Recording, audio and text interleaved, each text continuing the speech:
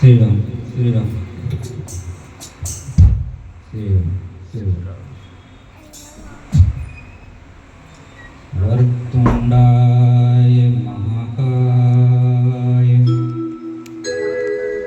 सूर्यकोटि समप्रभा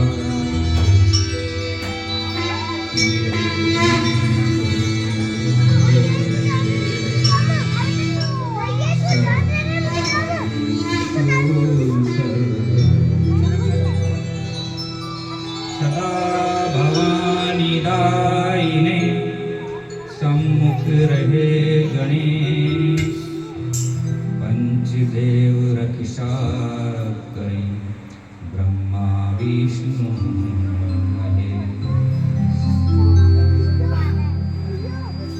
शिव चरण सरोज रज निज मन मुकुर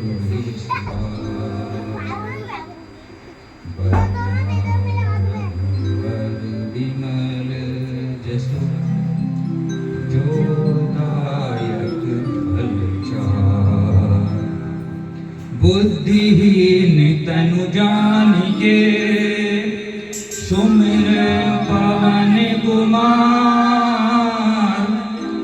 बल बुद्धि विद्या देहु मोहि हरहु कलेश विकार। हरहु कलेश विकार। बोलो पवन सुत हनुमान की जय। बोलो शंकर भगवान की जय। लोकाभिरामं रन रंगधीरं राजीव नेत्रं रघुवंशनाथं कारुण्यरूपं करुणाकरं तं श्रीरामचन्द्रं शरणं प्रपद्ये। कर्पूरगौरं करुणावतारं संसारसारं भुजगेन्द्रहारं सदा वसन्तं हृदयारविन्दे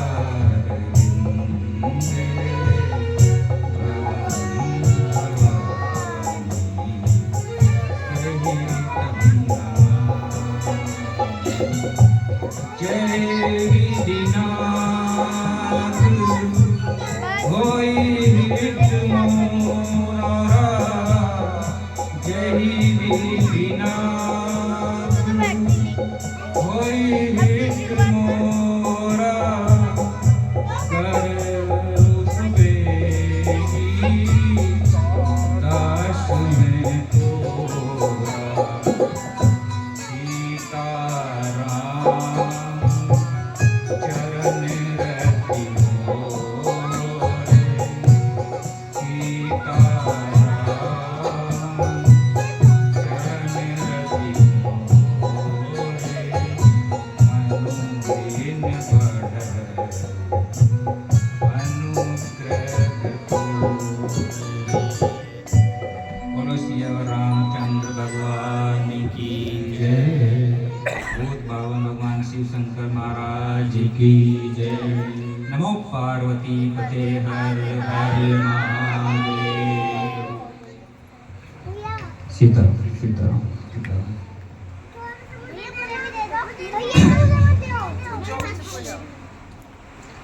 आप सब लोग आज भगवान राघवेंद्र सरकार की कृपा से इस प्रांगण में उपस्थित हुए हैं। हम पर और आप पर भगवान की असीम अनुकंपा रही है जो हम इतनी व्यस्त जिंदगी में से भी ये समय निकाल कर आज यहाँ उपस्थित हो पाए हैं। तो आज हम भगवान का गुणगान करेंगे। समय का बहुत अभाव है, पहले ही बहुत लेट हो चुके हैं हमको, तो थोड़ा सा विस्तृत में नहीं जाके संक्षेप में चलेंगे। आगामी माह में हमारा एक और प्रोग्राम है नरेला में, वो थोड़ा सा उसमें विस्तार से फिर हम करेंगे, लेकिन आज हम कोशिश करेंगे कि संक्षेप में और अच्छे से आप लोगों को समझ में आए, ऐसा करेंगे।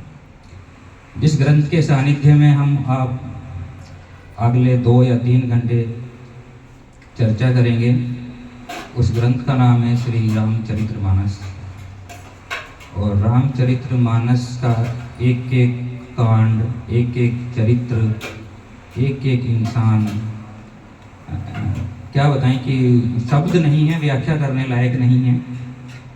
उनका त्याग, प्रेम की प्रतिकाष्ठा, और हर इंसान को अपने परिवार में, अपने समाज में और अपने व्यक्तिगत प्रोफेशनल, जहाँ भी हम लाइफ को सरवाइव कर रहे हैं, जिस तरह से भी, किस तरह से व्यवहार करना चाहिए, किस तरह से जीना चाहिए, एक एक चरित्र से सीखने के लिए हमें वो ये समझो कम पड़ जाता है, जितना सीखे उतना कम है।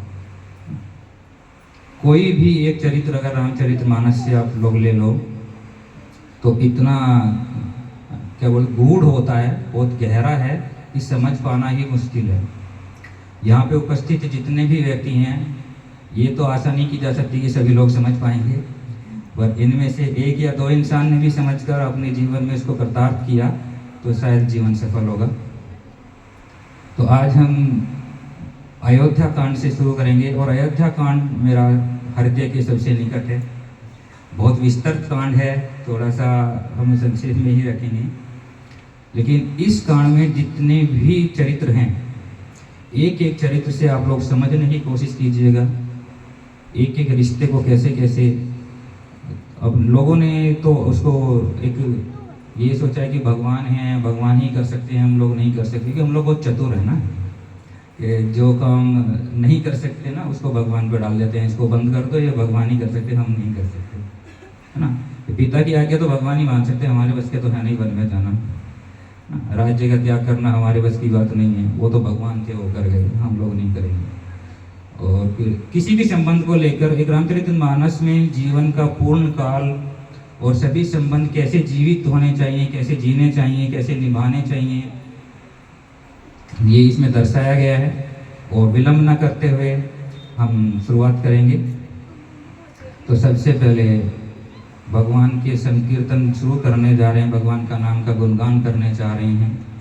और जिस भगवान के नाम को लेकर पत्थर पानी में तैर गए, उन्हीं भगवान का नाम ऋषि मुनि जो जपते हैं, और उसी एक बार थोड़ा सा हम गुनगुनाएंगे। देखो मेरे को संगीत का तो कोई ज्ञान है नहीं, मैं म्यूजिशियन से करूँगा कि मेरा थोड़ा साथ दें। हाँ?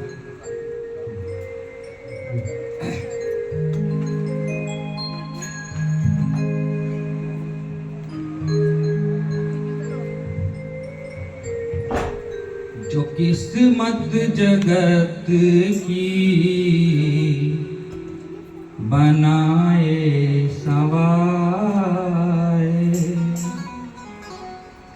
तो क्यों ना चलो हम उन्हीं को पुकारे। यही मंत्र जपते हैं ऋषि संत सारे, यही मंत्र जपते हैं ऋषि संत सारे। हरे कृष्ण गोविंद मोहन मुरारे, हरे कृष्ण गोविंद मोहन मुरारे। जो किस्मत जगत की बनाए सवारे, किस्मत जगत की बनाए सवारे, तो क्यों ना चलो हम उन्हीं को पुकारे। तो क्यों ना चलो हम उन्हीं को पुकारे। यही मंत्र जपते हैं, यही मंत्र जपते हैं ऋषि संत सारे। हरे कृष्ण गोविंद मोहन मुरारे,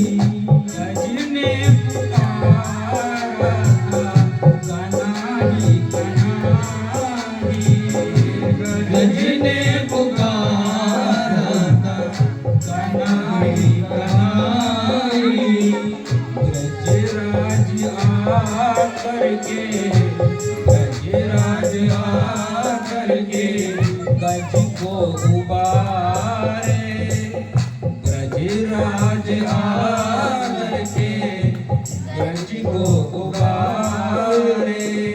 गई आह जब रुक मिनी के दुआरे, हरे कृष्ण गोविंद मोहन मुरारी, हरे कृष्ण गोविंद मोहन मुरारी।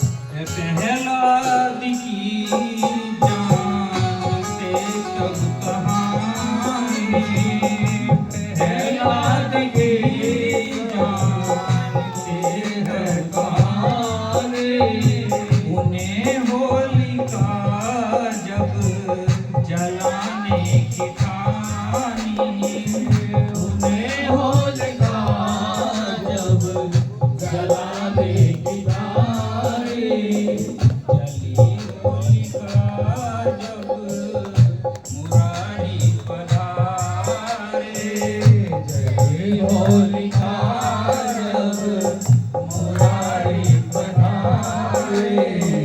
प्रहलाद जपते थे अग्नि किनारे, प्रहलाद जपते थे अग्नि किनारे। हरे कृष्ण गोविंद मोहन मुरारी, हरे कृष्ण गोविंद मोहन मुरारी। देखो पीछे कर गए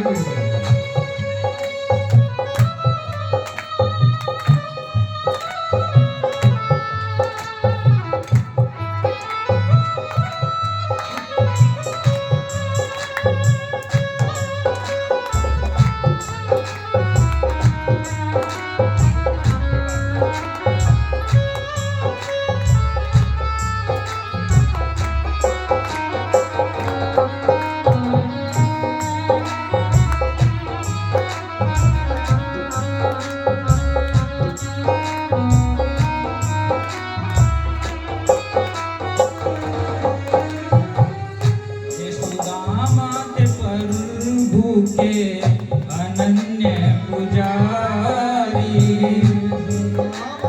प्रभु के अनन्य पुजारी। दशा देख कर रो दिए थे मुरारी, दशा देख कर रो दिए थे मुरारी। सुदामा से निर्धन प्रभु के पुजारी, सुदामा से निर्धन प्रभु के पुजारी। दशा देख कर रो दिए थे मुरारी, दशा देख कर रो दिए थे मुरारी। सब कुछ मिला उनको प्रभु के दुआरे, सब कुछ मिला उनको प्रभु के दुआरे। अब यही नाम जप करके वो जीवन गुजारे, यही नाम जप करके वो जीवन गुजारे। हरे कृष्ण गोविंद मोहन मुरारी, हरे कृष्ण गोविंद मोहन मुरारी। हरे कृष्ण गोविंद मोहन मुरारी, हरे कृष्ण गोविंद मोहन मुरारी, हरे कृष्ण गोविंद मोहन मुरारी, हरे कृष्ण गोविंद मोहन।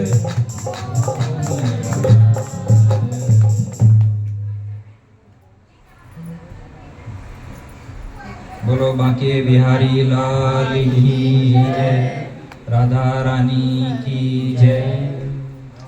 जितने भी लोग यहाँ पे उपस्थित हैं, 20 मिनट बैठे, 10 मिनट बैठे या 1 घंटा बैठे या जब तक विसर्जन नहीं होता कथा का तब तक बैठे रहें, लेकिन जितना समय भी बैठे पूरे संसार से अलग होके 5 मिनट के लिए चाहे बैठें, कथा में ध्यान लगा के बैठें, तो मुझे बोलने में मज़ा आएगा और आप लोगों को सुनने में मज़ा आएगा। एक चरित्र भी अगर आपने समझ लिया तो जीवन सार्थक हो जाएगा। और जीवन सार्थक हो सकता है, मुझ जैसे प्राणी का हो सकता है, तो सबका भी हो सकता है। यहाँ पे मेरे माता पिता बैठे हुए हैं, जानते हैं कि मैं पहले कैसा था और भी बहुत सारे लोग जानते हैं। और सबके जीवन परिवर्तन होता है, लेकिन एक ही तरीके से होता है कि हरे कृष्ण गोविंद हरे मुरारी। तो जब भगवान की तरफ आप 1 कदम चलते हैं तो भगवान 4 कदम चलते हैं। बहुत बड़ी रूपरेखा तैयार नहीं करते हुए सीधा शुरू करते हैं। तो शुरू करते हैं कि एक दिन राजा चक्रवर्ती महाराज दशरथ अपनी सभा में बैठे हुए थे, तो अचानक से उनका जो मुकुट होता है वो थोड़ा सा तिरछा हो गया। तो महाराज ने उसको सीधा करने के लिए दर्पण मंगाया है।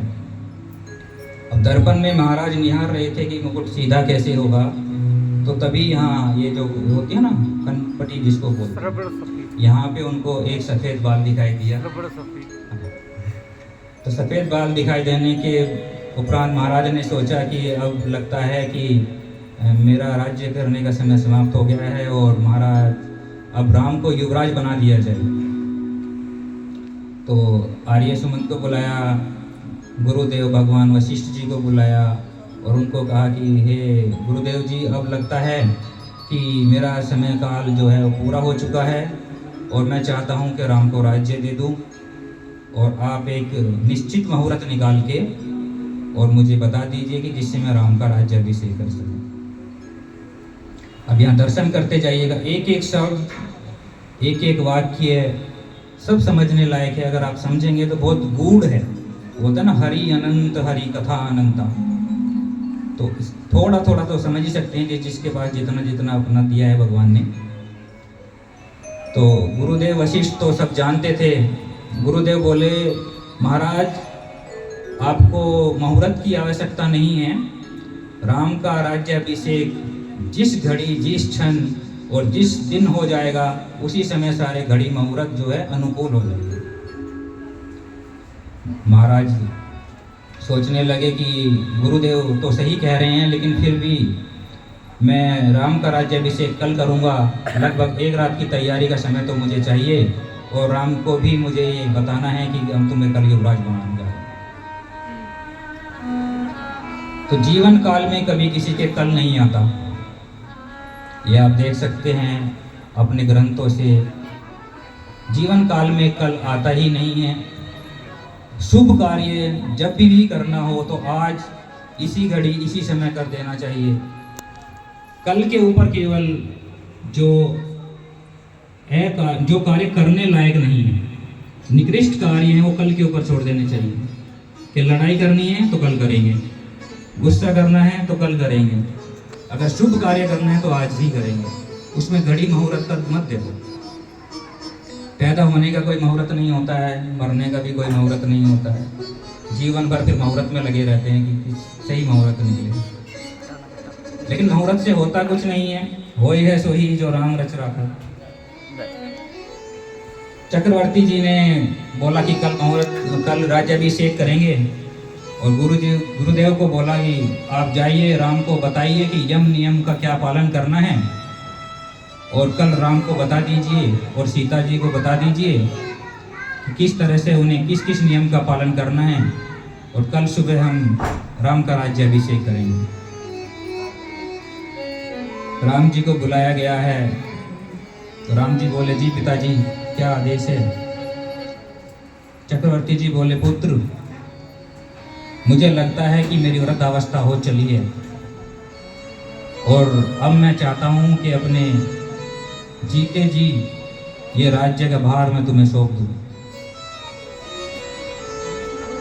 प्रभु राम बोले, पिताजी आपने जो सोचा है उचित ही सोचा होगा, परंतु मैं अभी अपने आप को इस काबिल तो नहीं समझता कि इतना बड़ा साम्राज्य में संभाल सकूं।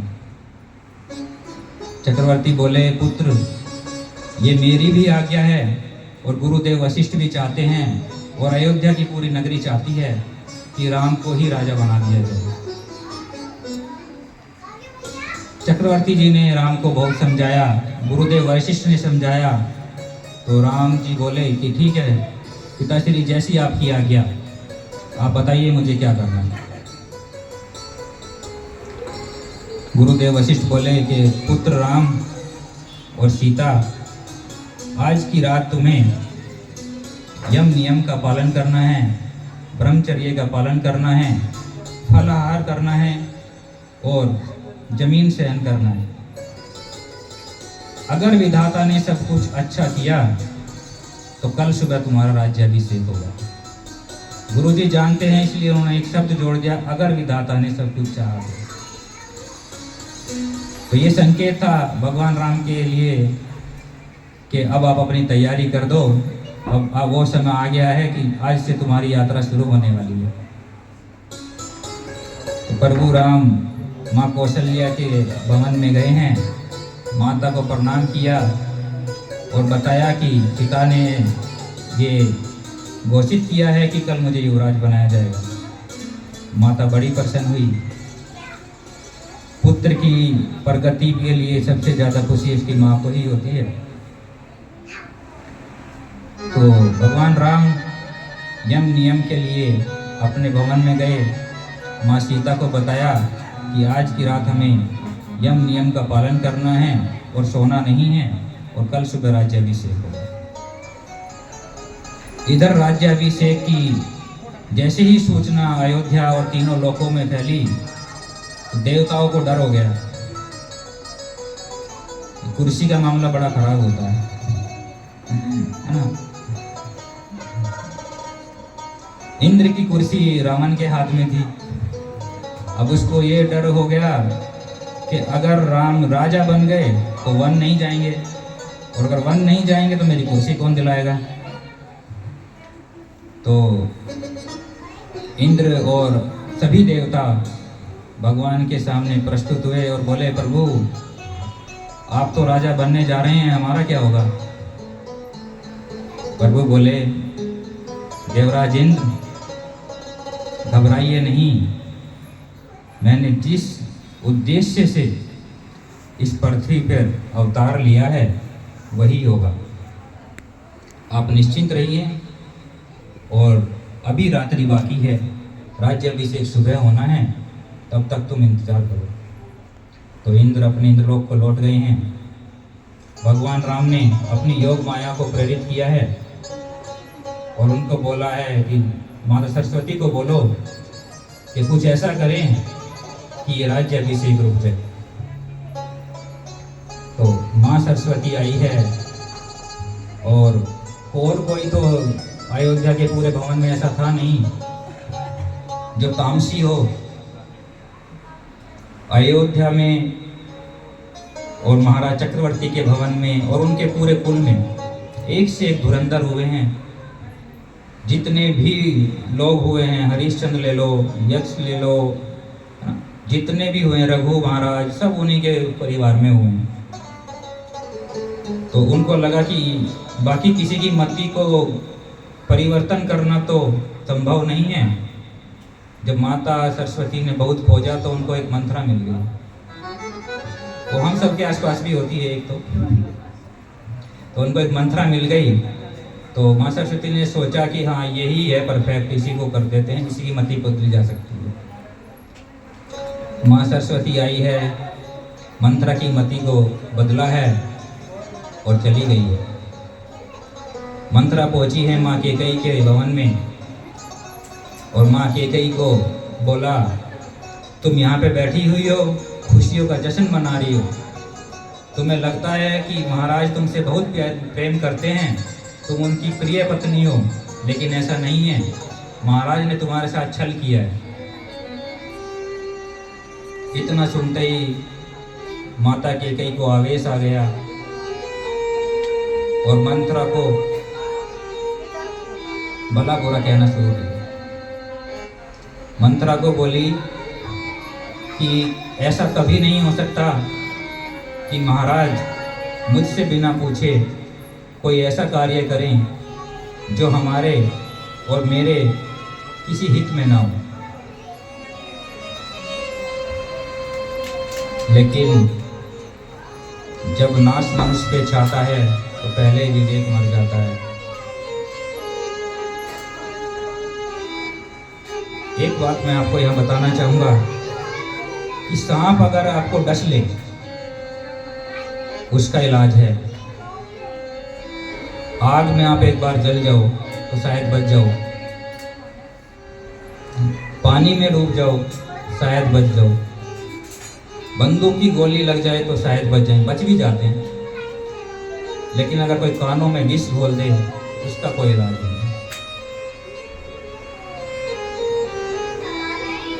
मंत्रा ने माँ कैकेयी की मति को परिवर्तित कर दिया।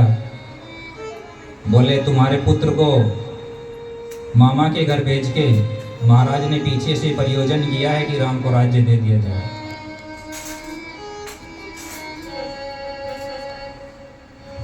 विपरीत समय की एक विडंबना और होती है कि सही सलाह और सही बातें समझ में नहीं आती, लेकिन गलत बात अगर कोई 2 बार समझाए तो समझ में आ जाती है। माता कैकेयी के साथ भी ऐसा ही हुआ।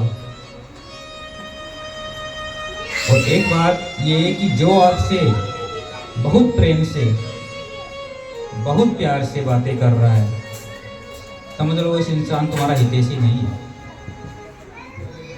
आज के समय में, पहले समय से भी और आज के समय में भी प्यार से बात करना इंसानों का जो है व्यवहार नहीं रह गया है। और अगर कर भी रहे हैं तो स्वार्थ अनुसार कर रहे हैं। आज के समय में रिश्ते नहीं, कॉन्टैक्ट बनाए जाते हैं कि ये वकील है शायद कहीं काम आ जाए, ये कहीं डॉक्टर है तो शायद कहीं काम आ जाए, ये बदमाश है तो शायद कहीं काम आ जाए, ये मंत्री है तो कहीं ना कहीं काम आ ही जाएंगे। तो रिश्ते तो नहीं बनाए जा रहे हैं, कॉन्टैक्ट बनाए जा रहे हैं। तो मंत्रा बोली, रानी मैं तुम्हें एक उपाय बता सकती हूँ, तुम्हारा और राजमहल का कल्याण हो जाएगा। तो माँ कैकेयी बोली, मंत्रा तुमने मुझे ऐसी ऐसी बातें बता दी हैं, मेरी मानसिक स्थिति अपने प्रभाव में नहीं रही है और मुझे कोई रास्ता नजर नहीं आ रहा है, तो तुम मुझे कोई ऐसा रास्ता बताओ जिससे कि मेरा और मेरे पुत्र का हित हो। मंत्रा बोली, देवासुर संग्राम में तुमने महाराज दशरथ की जान बचाई थी। तुमने उनका रथ चला के जब वो मूर्छित हो गए थे तो शत्रुओं के बीच से निकाल के तुमने उनका प्राण की रक्षा की थी और उन्होंने तुम्हें प्रसन्न होकर 2 वर मांगने के लिए बोला था। माता कैकेयी को याद भी नहीं है कि 2 वर मेरे पेंडिंग है। तो बोली, आज वो उचित समय आ गया है, दोनों वर मांग लो। माता कैकेयी बोली, मंत्रा जब तुम इतना बता ही रहे हो तो ये भी बताओ कि 2 वर में मांगना क्या चाहिए। बोली कि पहले वर में अपने पुत्र भरत को राज्य और दूसरे वर में राम को 14 वर्ष का वनवास। माता कैकेयी राम को सबसे ज्यादा स्नेह करती थी। बचपन से ही चारों भाई माँ कौशल्या के पास नहीं, माँ सुमित्रा के पास नहीं, माँ कैकेयी के पास सबसे ज्यादा समय व्यतीत करते। जैसे ही मंत्रा ने कहा कि तुम राम को वनवास भेज दो, तो माता कैकेयी फिर बोली कि जब मेरे पुत्र को राज्य मिल ही रहा है तो फिर राम को वन भेजने की आवश्यकता क्या है। वो बोली अगर राम वन नहीं जाएगा तो महाराज का सबसे ज्यादा मोह राम में ही है। हो सकता है कुछ दिन के बाद महाराज अपना निर्णय बदल दें, तो राम का वन में रहना बहुत जरूरी है। माता कैकेयी बोली लेकिन ये सब मैं करूंगी कैसे। मंत्रा बोली बहुत आसान है। बोली कैसे। बोली त्रिया चरित्र।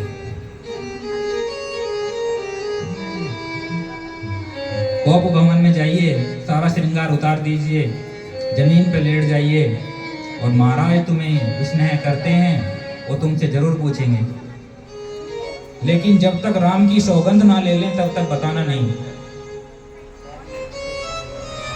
कैकेयी ने यही किया।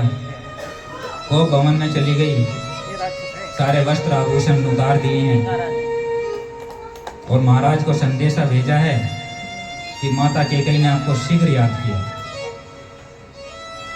कल राज्य अभिषेक की तैयारियां चल रही थी, तो महाराज दशरथ श्री राम के साथ में कुछ संवाद कर रहे थे। उनको संदेश मिला कि माता कैकेयी ने अपने भवन में आपको शीघ्र ही याद किया। राजा दशरथ राम को बोले पुत्र मैं तुम्हारी माता से मिलके आता हूं, तुम तब तक विश्राम करो। जैसे ही राजा माता कैकेयी के भवन में जाते हैं तो सब अस्त व्यस्त पड़ा हुआ है और चारों तरफ से कुछ भी अच्छा ऐसा नहीं लग रहा है कि कुछ अच्छा हुआ है, जबकि राजमहल में तैयारियां चल रही हैं कि राम को कल राजा बनाया जाएगा।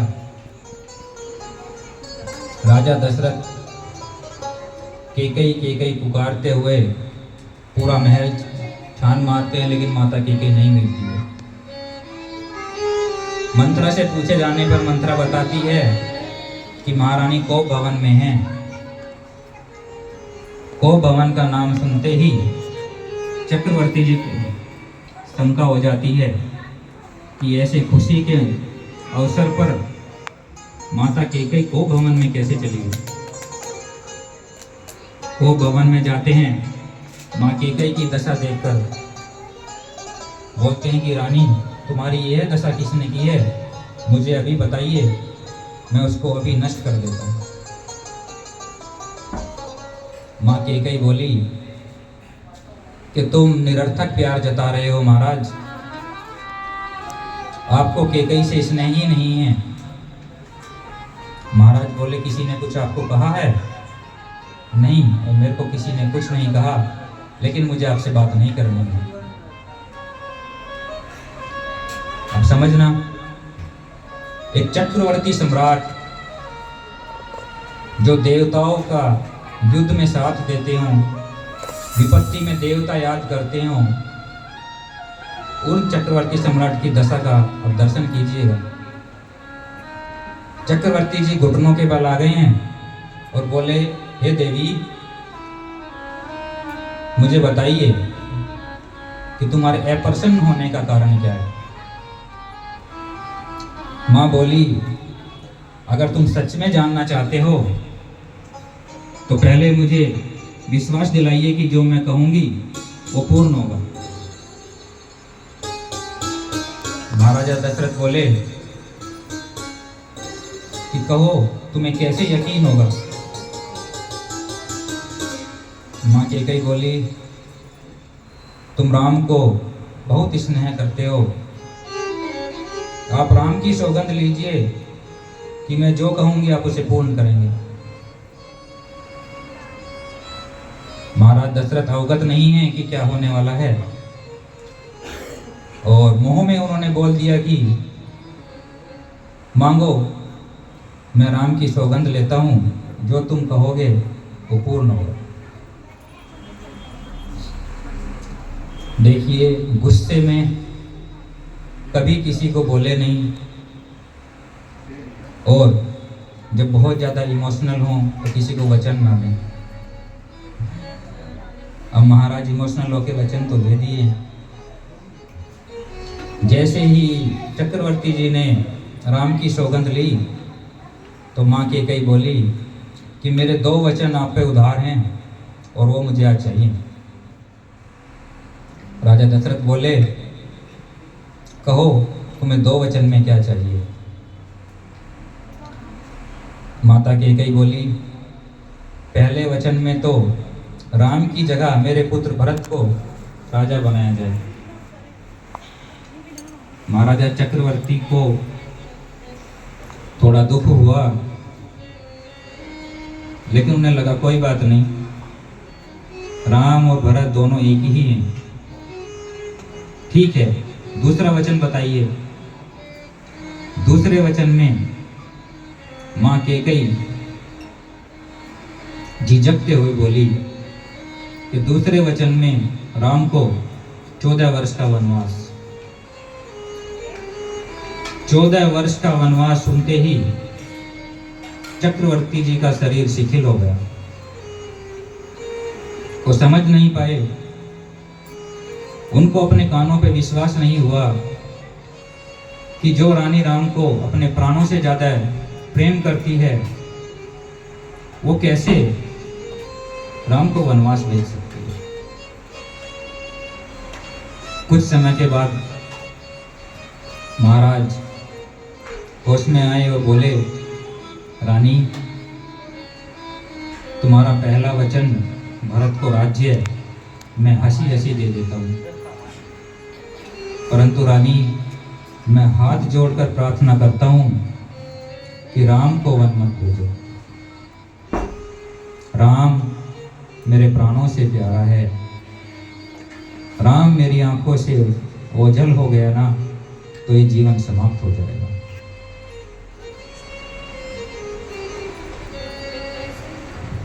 जब इंसान अपनी मति को खो देता है तो किसी की संवेदना को नहीं समझता। माँ कैकेयी ने बोला, नहीं, या तो तुम बोलो कि मुझे दोनों वचन मैं हार गया हूं, नहीं तो मेरे दोनों वचन पूर्ण करो। चक्रवर्ती जी कुछ नहीं बोले और मूर्छा खा के जमीन पर गिर गए। रात भर यही रहा। रात के अंतिम पहर में राम को संदेश भेजा गया है कि महारानी कैकेयी के भवन में महाराज दशरथ ने आपको शीघ्र याद किया। राम माँ कैकेयी के भवन में गए हैं, माता पिता को प्रणाम किया है। पिता की ऐसी हालत देखकर राम को लगा कि कुछ मंगल नहीं है। राम ने पूछा, पिताजी, आपको क्या दुख है, आप मुझे बताइए। चक्रवर्ती जी के मुख से वचन नहीं निकल रहे हैं। प्राणों से प्यारे पुत्र को चक्रवर्ती जी कैसे कहें कि तुम्हें वन जाना है। चक्रवर्ती जी नहीं बोले। माँ कैकेयी से राम जी ने पूछा, माता, पिता नहीं बता रहे हैं तो आप ही बता दीजिए। मेरे लिए तो आपकी आज्ञा और पिता की आज्ञा दोनों सामान्य ही है।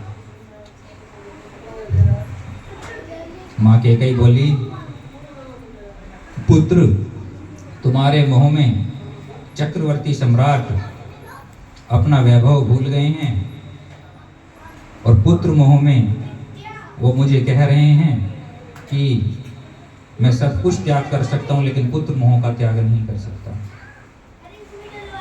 प्रभु राम बोले, माता, आप मुझे स्पष्ट बताइए कि बात क्या है। माँ बोली, पुत्र, महाराज पर मेरे 2 वचन उधार थे। मैंने एक वचन में भरत के लिए राज्याभिषेक और दूसरे वचन में तुम्हारे लिए 14 वर्ष का वनवास महाराज से मांग लिया है, और ये उसी की दशा है कि महाराज मूर्छित हो गए।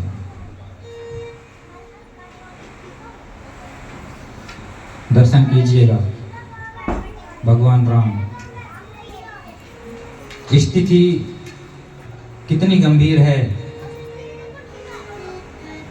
जिस इंसान को सुबह राज्य मिलने वाला है और उसको सुबह होने से ठीक पहले बोला जा रहा है कि तुम्हें वनवास जाना है, वो भी 14 साल के लिए। लेकिन प्रभु की स्वभाव और चेहरे की मुस्कुराहट बढ़ गई। रेस्पॉन्स देखिए। जिंदगी में इवेंट आते हैं, कठिनाई आती हैं, समस्या केवल वहां होती है कि जब हम रेस्पॉन्स सही नहीं करते। भगवान राम ने एक छोटा सा वाक्य बोला है, अपने साथ लेके जाइएगा। भगवान राम बोले, माता बस इतनी सी बात के लिए पिता परेशान है, कब जाना है बताइए। अब अगर हम होते तो क्या बोलते कि देखो वन जाने का चक्कर छोड़ो, या तो सीधे से राज्य दे दो, नहीं तो सेना तो मेरे पास है ही। पिता मानते हैं ठीक है, नहीं तो माता भी वृद्धाश्रम की तैयारी करे। लेकिन भगवान राम ऐसे ही भगवान राम नहीं हुए। उन्होंने कहा बताइए कब जाना है। माँ कैकेयी बोली, पुत्र सुबह ही जाना है और तुम तैयारी करो।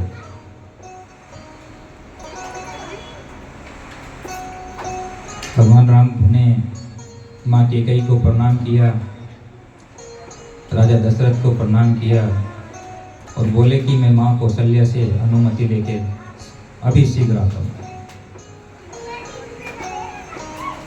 माँ कौशल्या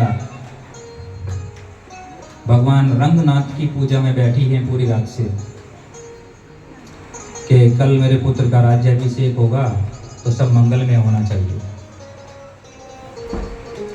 यहाँ पे दर्शन कीजिए कि हम लोग सोचते हैं भगवान को इतना मानते हैं, पूजा करते हैं, दिन रात लगे रहते हैं, फिर भी हमारे साथ अमंगल ही होता है। तो अमंगल जो हमारे साथ होता है वो तो हमारा प्रारब्ध है, लेकिन उस अमंगल को सहन करने की जो शक्ति होती है वो भगवान के नाम से ही आती है।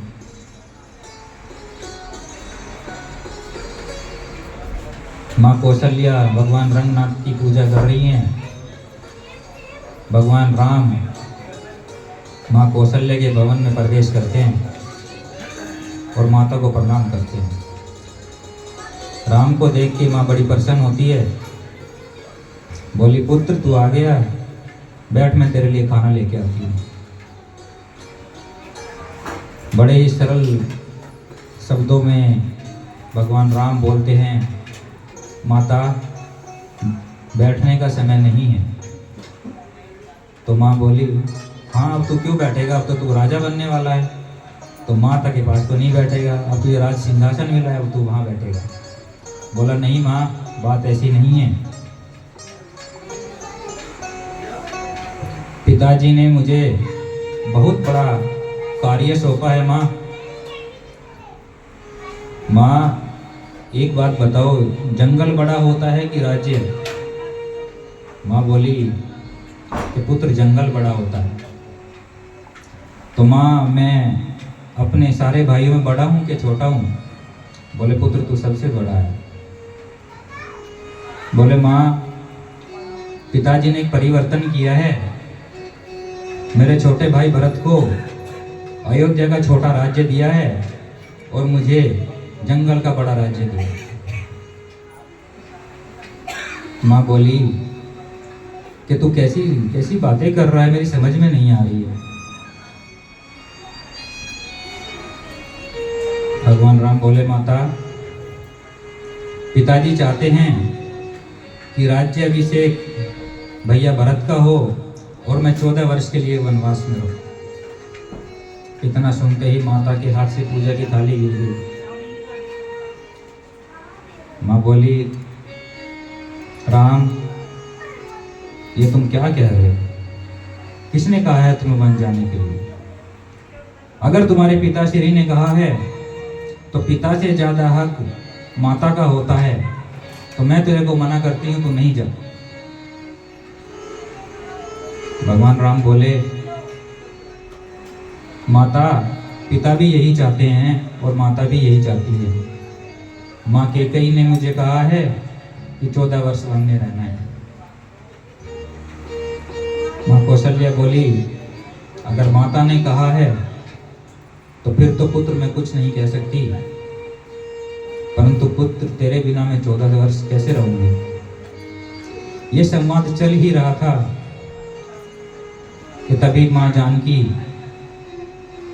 माँ कौशल्या को प्रणाम करते हुए महल में आती हैं और बोलती है, माता मैं भी आपसे आज्ञा लेने आई हूँ और मुझे भी आज्ञा दीजिए।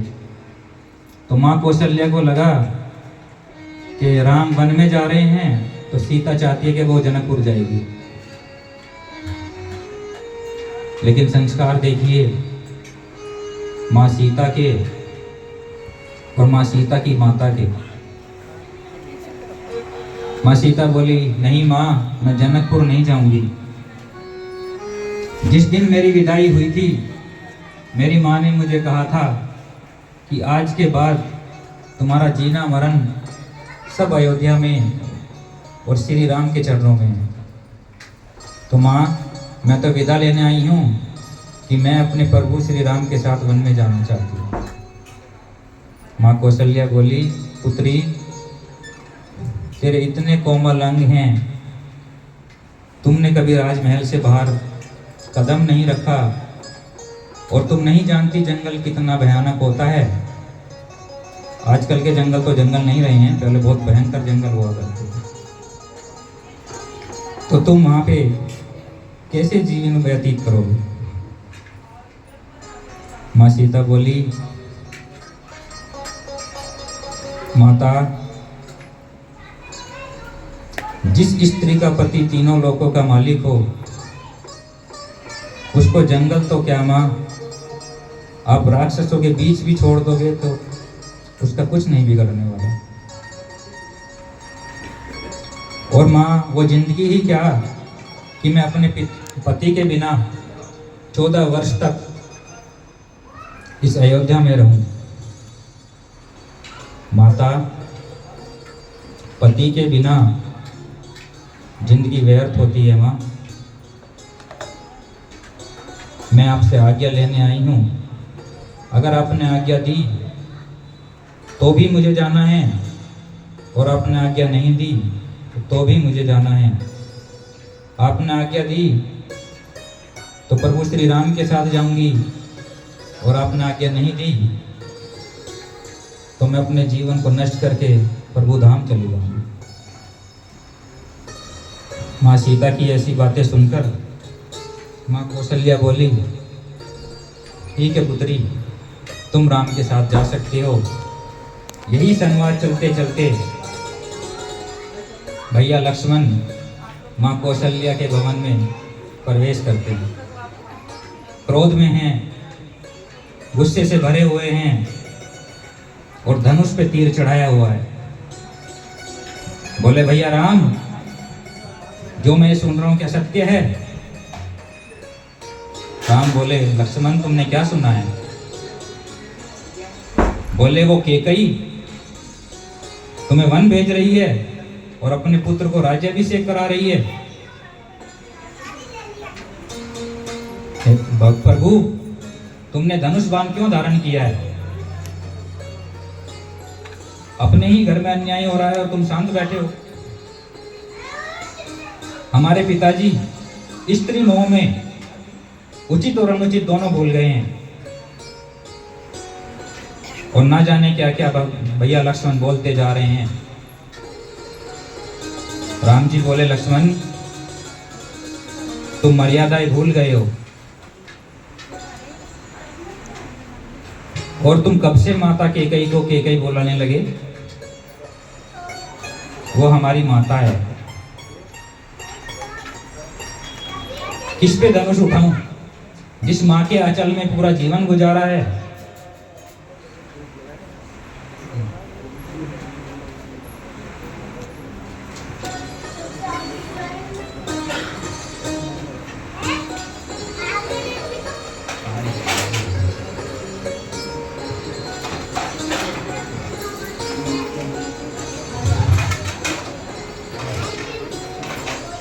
राम जी बोले, किस माँ पे धनुष उठाऊं जिसके आंचल में पूरा जीवन गुजारा है, या उस बाप पर जिसकी ये विडंबना है कि पुत्र मोह त्यागता है तो प्राण चले जाएंगे, और अगर पुत्र मोह करते हैं तो वचन चले जाएंगे, और रघुकुल रीत आज धूमिल हो जाएगी। लक्ष्मण, इस तरह के शब्द तुम्हारे मुंह से शोभा नहीं देते। अगर माता पिता को लेके तुम्हारे अंदर ये भावना है तो आज के बाद मुझे कभी अपना भाई मत कहना। लक्ष्मण बोले, नहीं भैया, मैं तो आपके मुंह में ये सब बोल गया, मुझे क्षमा कीजिए, मुझे आज्ञा दीजिए कि मैं भी आपके साथ चलूं।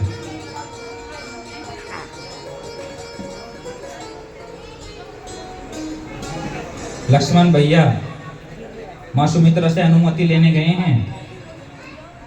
माँ सुमित्रा ने बोला, पुत्र, आज के बाद राम ही तुम्हारे पुत्र हैं, राम ही तुम्हारे पिता हैं, और सीता ही तुम्हारी माता है।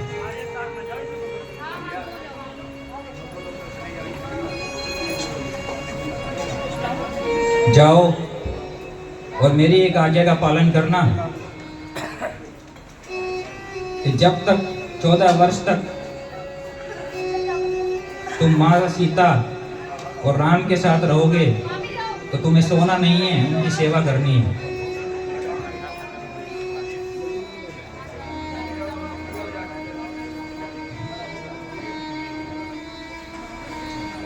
दोनों भाई माँ सीता सहित आज्ञा लेकर वन के लिए निकलते हैं। महाराजा दशरथ आर्य सुमन को बोलते, आर्य सुमन, तुम इन तीनों को लेके जाओ, जंगल दिखाकर वापस ले आना। 2-3 दिन जंगल घुमाना, फिर इनको वापस ले आना। और राम और लक्ष्मण नहीं लौटे तो सीता को तो ले ही आना।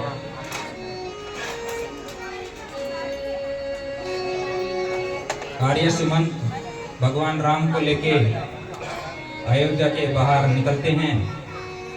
पीछे पीछे अयोध्या की सारी प्रजा चलती है और पहला विश्राम तमसा नदी के तट पे रात में 12 बजे होता है।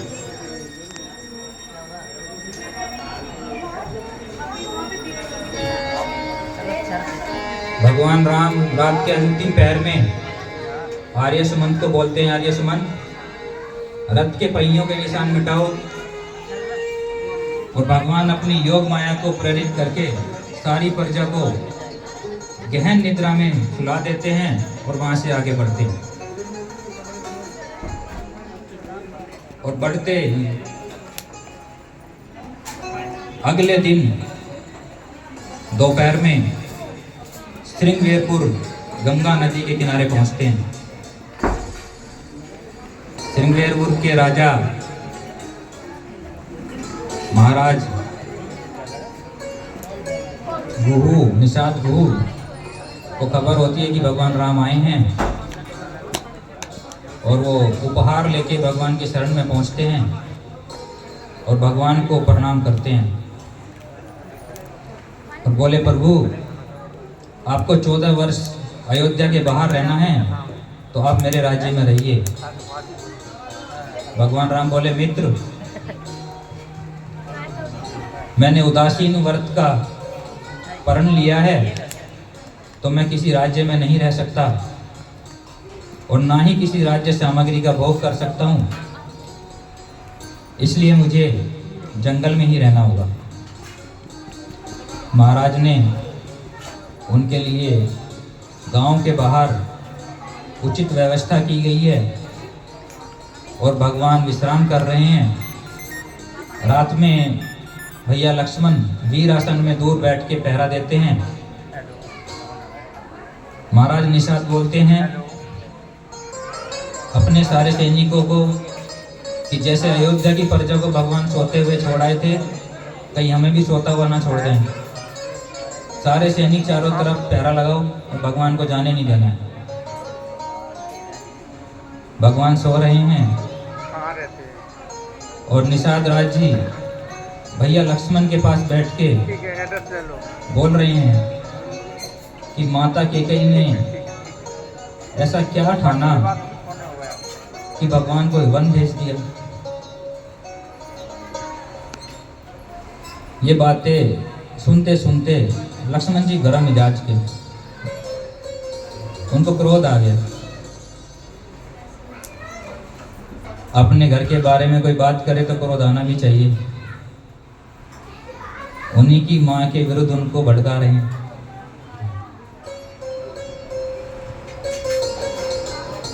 लक्ष्मण जी बोले निषाद राज जी, आप कहते हैं कि भगवान को कष्ट हो गया। जिसको कष्ट होता है उसको नींद आती है? बोले नहीं आती। बोले देखो भगवान कैसे सो रहे हैं। लक्ष्मण जी बोले कि ये साधारण इंसान नहीं है निषाद जी, राम ब्रह्म परमार्थ रूपा, ये ब्रह्म है,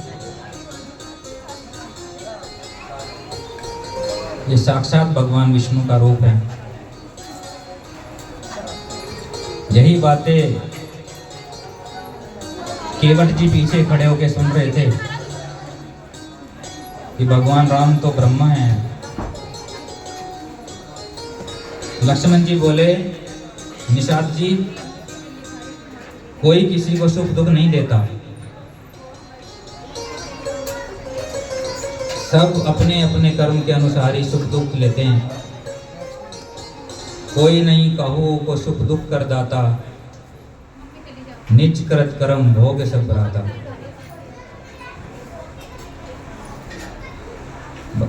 भैया लक्ष्मण ने निषाद जी को समझाया और फिर सुबह हुआ। भगवान राम गंगा किनारे पहुंचे हैं। इससे पहले केवट जी निषाद जी के पास पहुंचे और बोले प्रभु एक वचन चाहिए। बोले क्या वचन चाहिए? बोले एक वचन चाहिए कि आज किसी की भी नाव गंगा किनारे नहीं आनी चाहिए, मेरी ही आनी चाहिए। बोले बस इतनी सी बात? कह रहे ठीक है, जाओ तुम्हारी नाव रहेगी, आज किसी की नाव नहीं आएगी। राम जी गंगा किनारे पहुंच गए। अब केवट देखो कितने चतुर है, नाव को गंगा के बीच में लेके खड़े हो गए। बोले कहीं ऐसा ना हो आके एकदम चढ़ी जाएं और फिर तो पार कराना ही पड़ेगा। और वो पार कराना नहीं चाहते क्योंकि उन्होंने रात सुन लिया था कि ये ब्रह्म है। अब जिसको पता चल जाए कि ये भगवान है तो वो तो पूरा वसूल करेगा ना। हम तो मंदिरों से वसूल कर लेते हैं, वहाँ तो साक्षात भगवान मिल रहे हैं। 11 रुपए का प्रसाद चढ़ाते हैं और बोलते हैं 1 लाख रुपए की लॉटरी लग जाए। हे भगवान 1.25 किलो लड्डू चढ़ाऊं अगर मेरे को मकान मिल जाए। 2.5 करोड़ का मकान 1.25 किलो के लड्डू में निपटा दिया। तो भगवान राम गंगा किनारे पहुंचे। तो अगर आपके द्वार पे भगवान आए और आपसे कुछ मांगे तो कितने लोग हैं जो मना कर देंगे? बताओ कौन कौन है जो मना करता कि नहीं देते? केवट ने मना कर दिया। मांगी नाव ना केवट आनी, मांगी नाव ना केवट आना, कहे तुम्हारा मरम में जाना।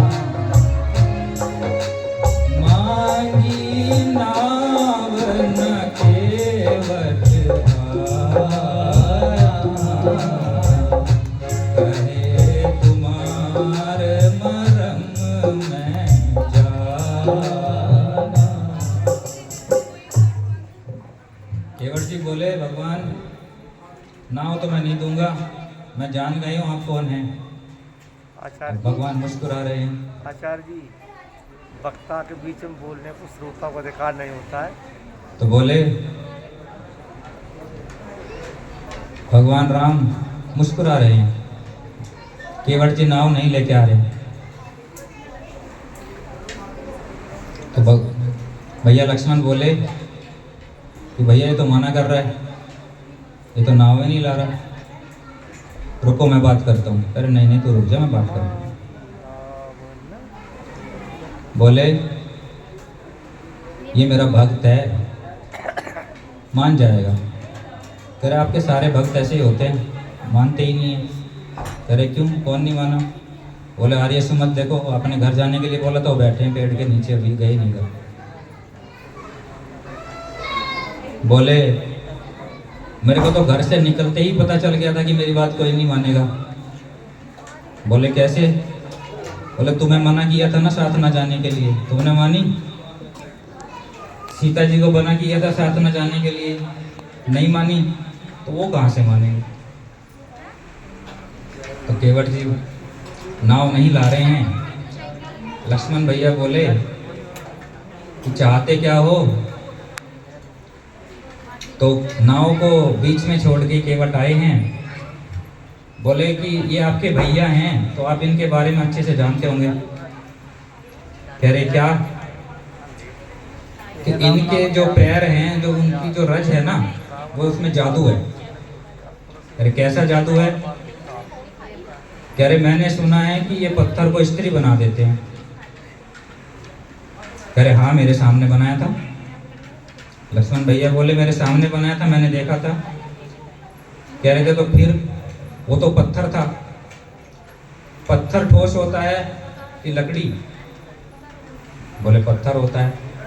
कह रहे जब पत्थर को स्त्री बना दिया तो मेरी नाव अगर स्त्री बन गई तो मैं क्या कमाऊंगा? मेरा तो एकमात्र यही साधन है खाने पीने का। लक्ष्मण जी बोले रोज रोज नहीं होता। ये बताओ तुम्हारी शंका कैसे दूर होगी? बोले पैर धुलवा लो और फिर नाव में बैठ जाओ।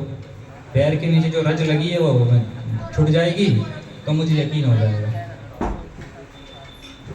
भगवान बोले कि केवट हमें बहुत विलंब हो रहा है, हमें नाव पार करा, नदी पार करा लीजिए। केवट बोले देखो आज सुबह से कोई सवारी नहीं मिली, ले दे के आप मिले हो, और मैं नहीं चाहता पहली सवारी मेरी नाव डुबा दे।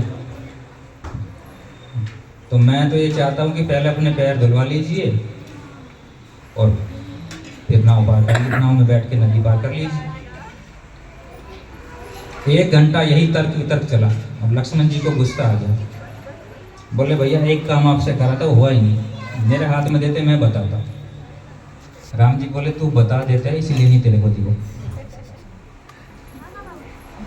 शांत हो जाओ, मैं बात करता हूँ। भगवान मुस्कुरा रहे हैं।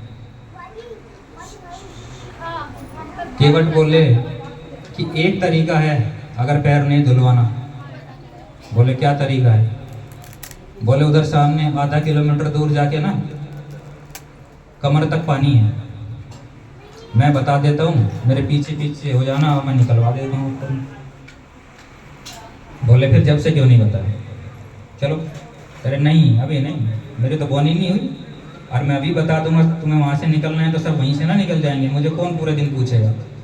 शाम को बताऊंगा। लक्ष्मण जी को और गुस्सा आ गया। अब हम शाम तक यहीं बैठे रहेंगे? केवट जी बोले नहीं बैठे रहोगे तो पैर धुलवा लो। बोले तुम पैर धोने के पीछे क्यों पड़े हो? बोले मेरी इकलौती नाव है, मेरा पूरा परिवार इसी से चलता है, और मेरी बीवी शाम को मेरे को छोड़ेगी नहीं, बोलेगी नाव बेच के नहीं दूसरी शादी कर लाया अगर ये औरत बन गई तो। लक्ष्मण बोले तू एक बीवी को नहीं समझा सकता? बोले प्रभु आप पैर धुलवा लीजिए, मेरी भी समस्या हल हो जाएगी, आपकी भी हल हो जाएगी। बोले इतनी देर हो गई भगवान को समझाते समझाते, बीवी को नहीं समझा सकते। केवट जी बोले लक्ष्मण जी आप मेरे वाली को जानते नहीं हैं। भगवान को समझाना फिर भी आसान है,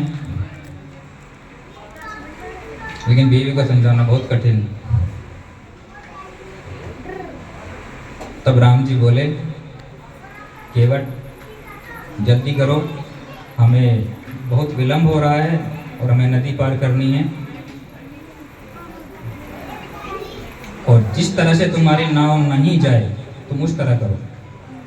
और केवट खुश हो गए, भागे भागे गए, छोटा सा कठोथा लेके आए। अब कठोथा कितना बड़ा, इसमें एक ही पैर एक बार में आ सकता हो। गंगा जल भरा, भगवान का एक पैर केवट ने धोआ, और उसके बाद उसको जमीन पर रख दिया।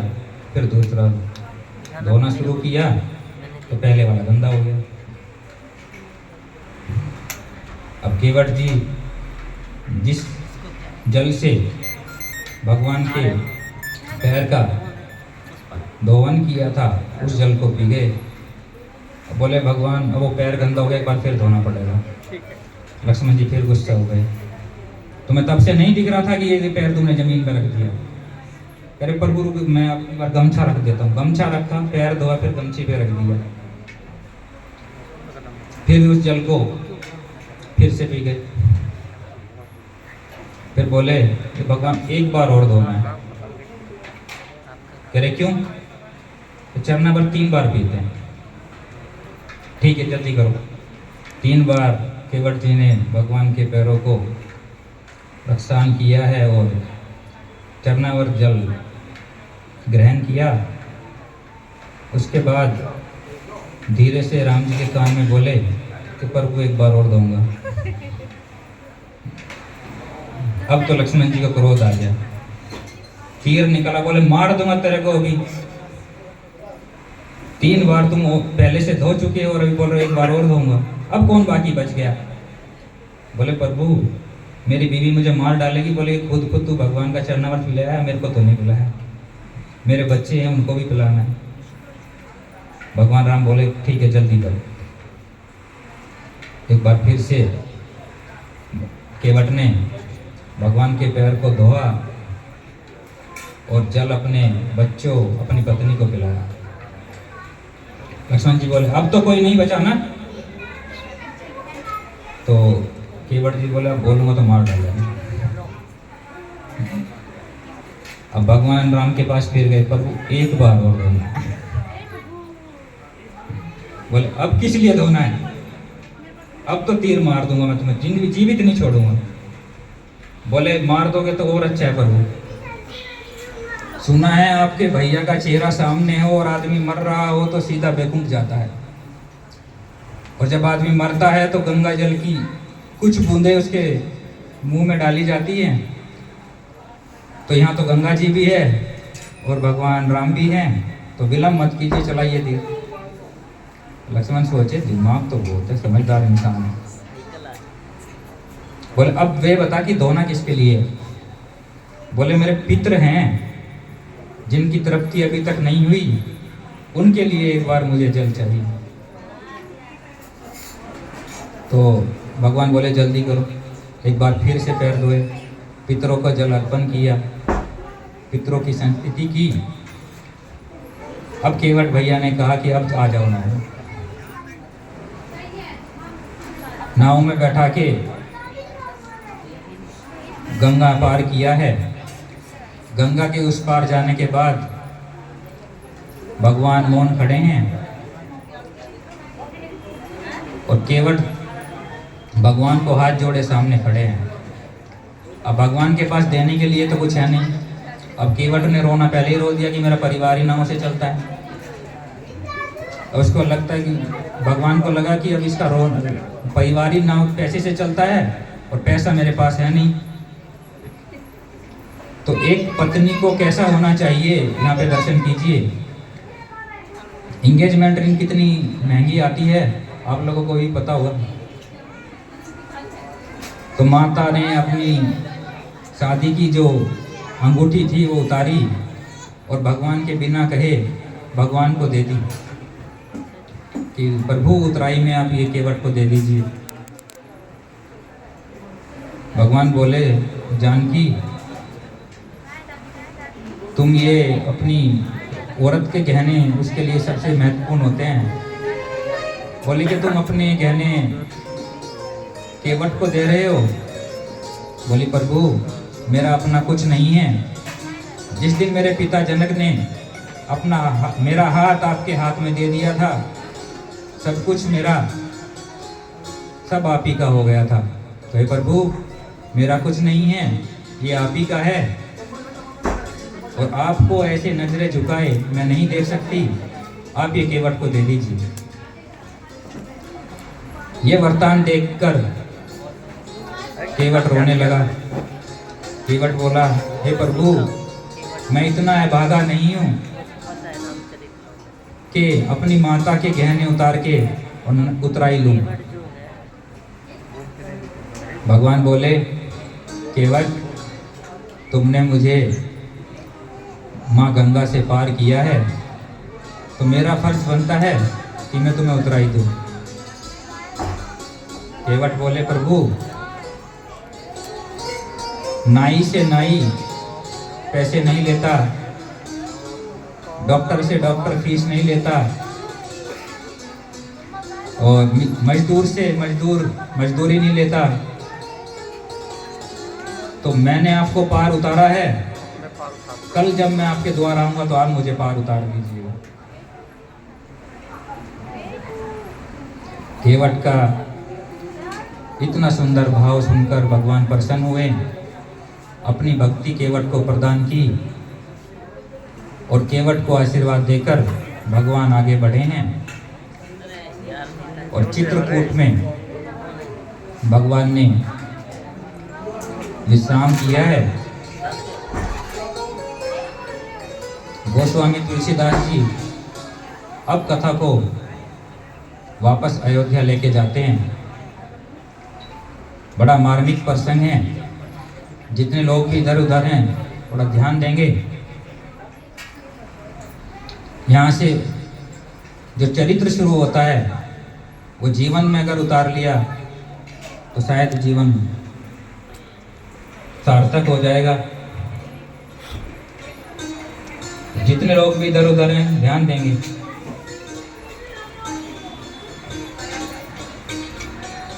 अयोध्या पहुंचे हैं आर्य सुमंत। दशरथ जी आर्य सुमंत को देख के बोले, सुमंत तुम राम को नहीं लेके आए। सुमंत जी मौन हैं। बोले, महाराज मैंने राम जी का, माँ सीता का, भैया लखन का बहुत अनुनय विनय किया, परंतु महाराज उन्होंने मुझे इतना ज्ञान दिया है कि मैं कुछ बोल नहीं पाया। चक्रवर्ती जी बोले, सुमंत अगर मुझे जीवित देखना चाहते हो तो मुझे मेरे राम के पास लेके चलो, अन्यथा मैं अपने प्राणों का त्याग कर दूंगा। चक्रवर्ती जी राम राम राम उच्चारे जा रहे हैं। माँ कौशल्या आई हैं। चक्रवर्ती जी को धैर्य बंधाया है। बोली, हे नाथ अपने आप को संभालो। राम 14 वर्ष बाद लौट आएंगे।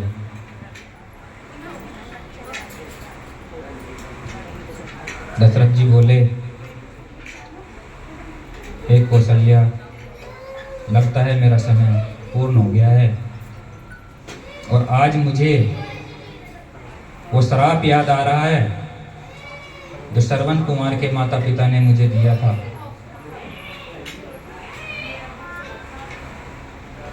मुझे लगता है कि राम के बिना मैं जितना जी सकता था जी लिया, अब नहीं जी पाऊंगा।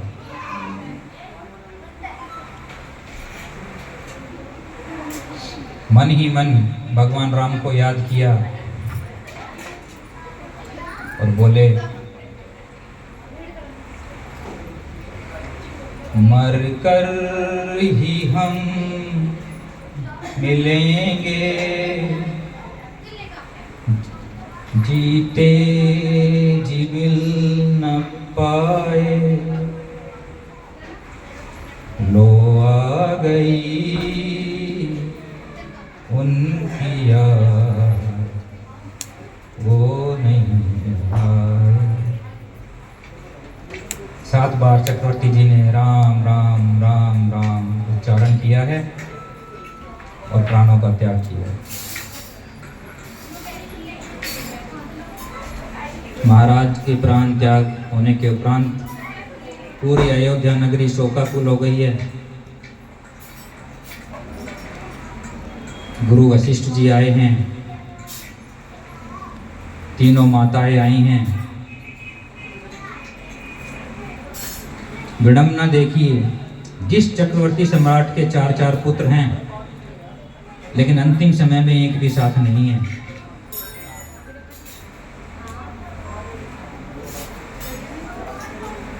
महाराज का शरीर नाव में तेल भर के सुरक्षित किया जाता है और गुरु वशिष्ठ बोलते हैं कि भरत को संदेश भेजा जाए और वायु की गति से तेज चलने वाले जो घोड़े हैं उनको भेजा जाए और उनको बोलना कि गुरुदेव ने तुम्हें शीघ्र याद किया।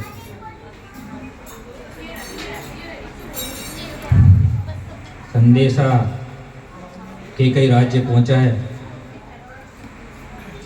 इससे पहले 7 दिन पूर्व भैया भरत ने स्वप्न में अमंगल देखा है और शत्रुघ्न को बोले, भैया शत्रु, मुझे लगता है कि हमारे घर पे कुछ ठीक नहीं है।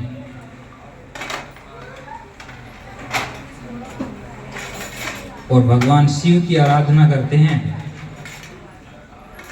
दोनों भैया भगवान शिव की आराधना कर ही रहे थे कि तभी दूतों का संदेश आ गया। बोले, महाराज भरत, आपको गुरुदेव ने शीघ्र याद किया। गुरुदेव का संदेश सुनते ही भैया भरत जिस अवस्था में थे उसी अवस्था में दौड़ पड़े।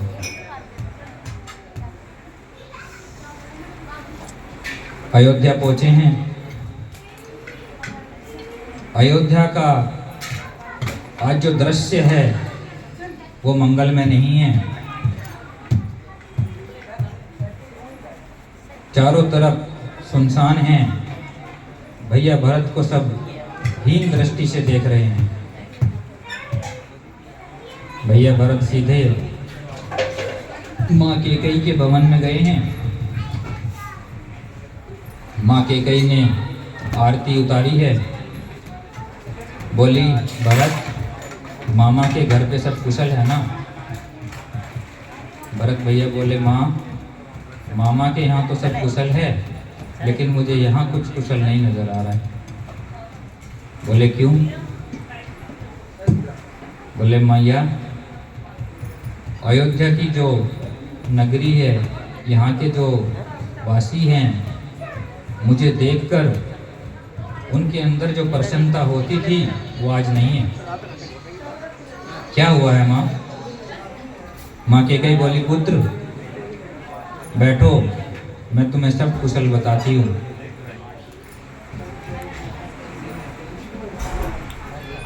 बोली, भरत, कुशल तो मैंने सब कर लिया था, पर विधाता ने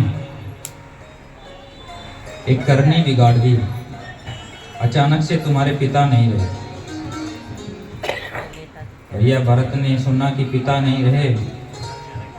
हाय तात, हाय तात, हाय तात करते हुए भैया भरत जमीन पे मूर्छित होकर गिर गए। माता ने संभाला है। भैया भरत बोले, मैया मेरा हाथ भगवान राम के हाथ में दिए बिना पिताश्री कैसे चले गए?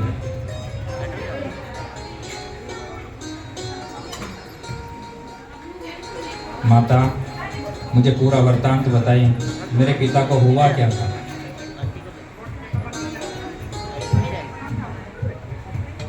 माँ बोली, पुत्र मैंने सब मंगल कर लिया था, मंथरा ने मेरा बहुत साथ दिया, लेकिन अचानक से अमंगल हो गया।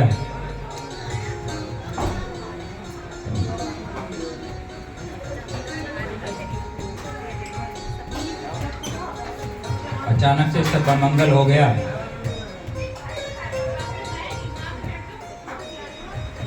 भैया भरत बोले, माता क्या हुआ था?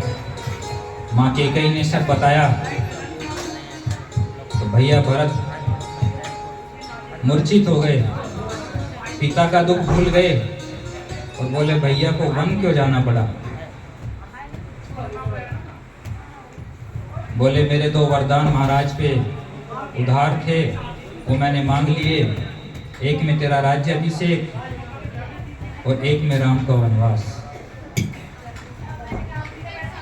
माता जान रही है कि आज के बाद भरत तुम्हें कभी अपनी माँ नहीं कहेगा।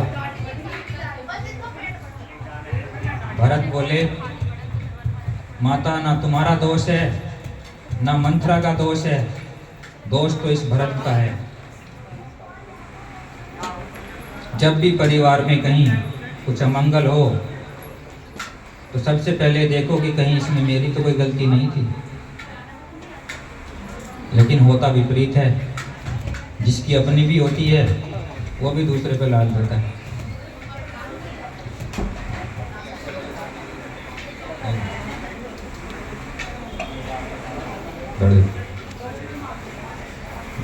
भैया भरत बोले, माँ मेरा जन्म ही शायद इसीलिए हुआ है ताकि मैं भैया भरत को, भैया राम को वन भेज सकूं। और पिताजी राम के वियोग में नहीं गए हैं, पिताजी तो इसलिए गए हैं ताकि मुझ पापी की शक्ल ना देखनी पड़े। माँ कैकेयी के भवन से निकलकर माँ कौशल्या के भवन में भैया भरत पहुंचते हैं और माता को बोलते हैं, माता अगर भैया भरत को, भैया राम को वन भेजने में मेरा तनिक भी सहमति हो तो जो पाप गुरु हत्या से लगता है वो मुझे लग जाए, जो पाप ब्रह्म हत्या से लगता है वो मुझे लग जाए, जो पाप गर्भ में पल रहे शिशु की हत्या से लगता है वो मुझे लग जाए। इस तरह भैया भरत ने 28 पाप गिनाए हैं। गिनाते थे और भी, लेकिन माँ कौशल्या ने रोक दिया। माँ कौशल्या बोली, भरत सूरज पश्चिम से निकल सकता है, अंधकार सूर्य को निगल सकता है, हर असंभव कार्य हो सकता है, लेकिन ऐसा कदापि नहीं हो सकता कि भरत अपने भैया राम को वन में भेज दे।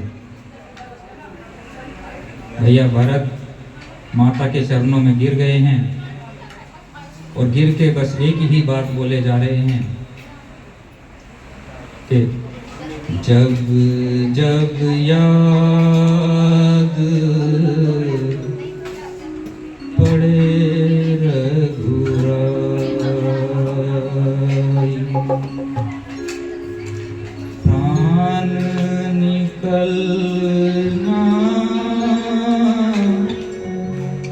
चाहे रे माई, जब जब याद पड़े रघुराई, प्राण निकलना चाहे रे माई, जब जब याद पड़े रघुराई।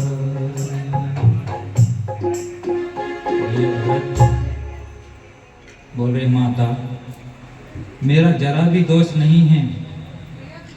हे माँ, भैया मुझे माफ तो कर देगी ना। माँ, मैंने भैया राम को नहीं भेजा है वन, ना ही मेरी सहमति थी। माँ, मैंने ऐसी माँ की कोख से जन्म लिया है कि इस माँ ने मेरे को कलंक लगा दिया है। माँ, तुम तो मुझे जानती हो, मैं हमेशा से भगवान राम के चरणों का अनुयायी रहा हूँ। माँ, क्या भैया मुझे माफ करेंगे? माँ, माँ बोली, भरत, राम तुमसे अथाह प्रेम करते हैं, वो तुम्हें कभी दोषी नहीं मानेंगे। पूरी रात भैया भरत माँ कौशल्या के गोद में लेटे रहे और बस यही कहते रहे, जब जब याद पड़े रघुराई, प्राण निकलना चाहे रिहाई, जब जब याद पड़े रघुराई।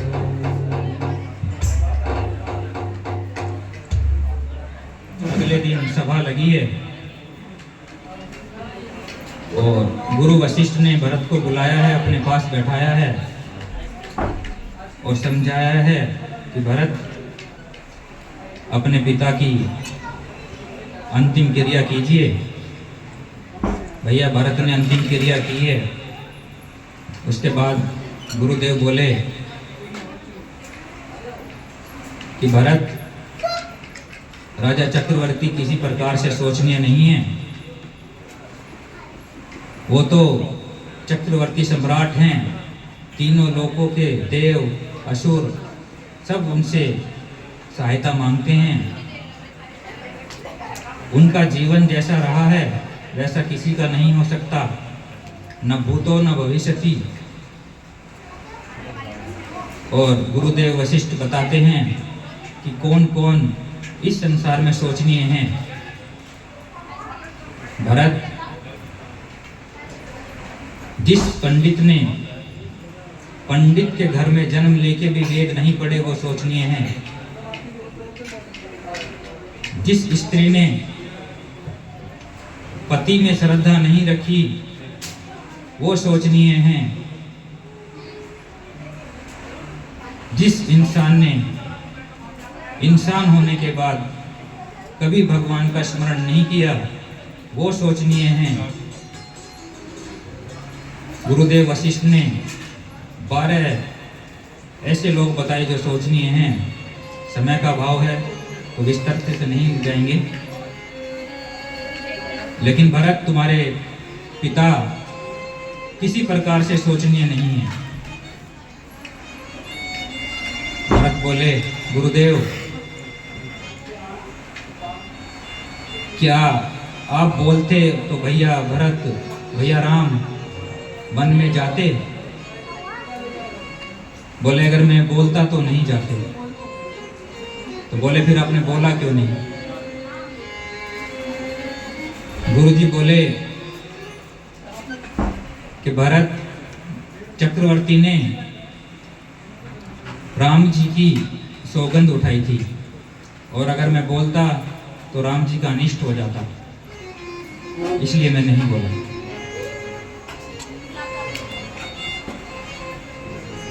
भरत, एक आज्ञा मानकर भगवान राम वन चले गए। एक आज्ञा मानकर तुम ये राज्य अपना लो। भरत बोले,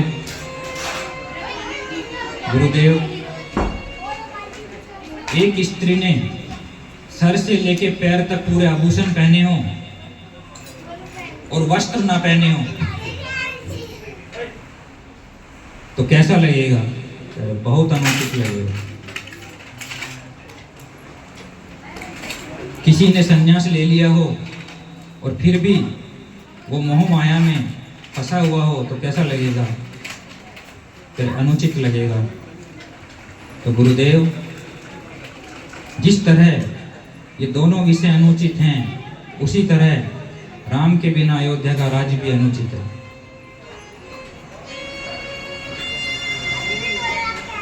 गुरुदेव, बस मुझे तो एक ही चिंता लग रही है कि मेरे भैया राम क्या मुझे अब अपनाएंगे या मुझ पापी या भागी को तिरस्कार कर देंगे।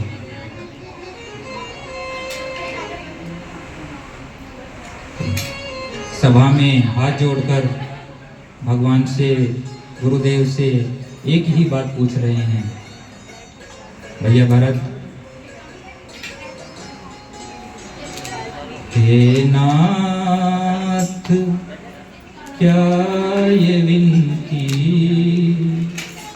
स्वीकार अब न होगी? हे नाथ क्या ये विनती स्वीकार अब न होगी? हे नाथ क्या ये विनती स्वीकार अब न होगी? हे नाथ क्या ये विनती स्वीकार अब न होगी? हे नाथ क्या ये विनती स्वीकार अब न होगी?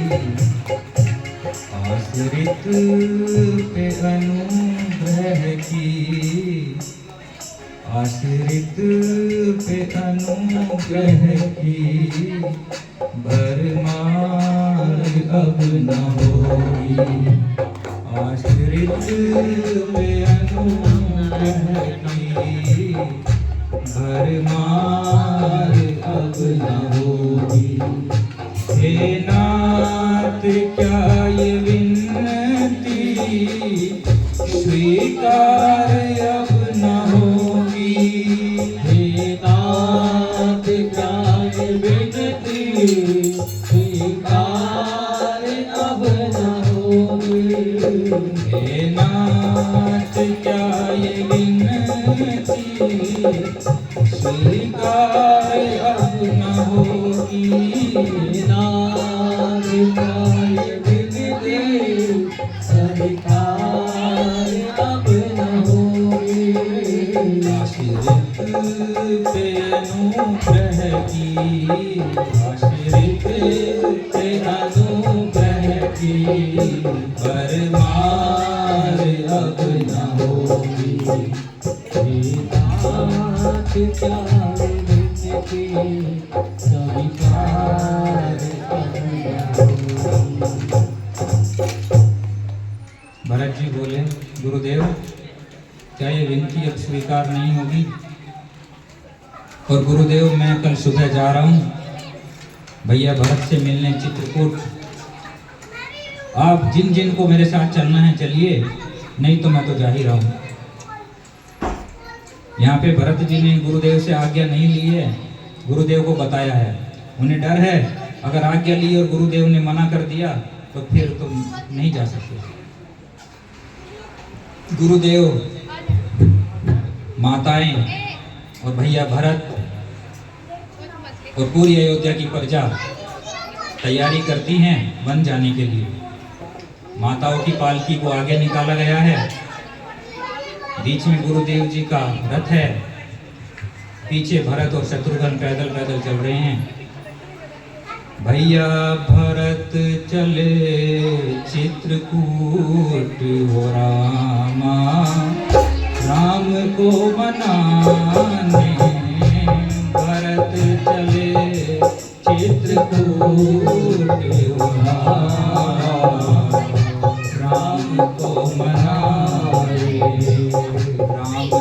मनाने, मैया सीता को मनाने, राम को मनाने, मैया सीता को मनाने, भैया भरत चले चित्रकूट, रामा राम को मनाने, भरत चले चित्रकूट, रामा राम को मनाने।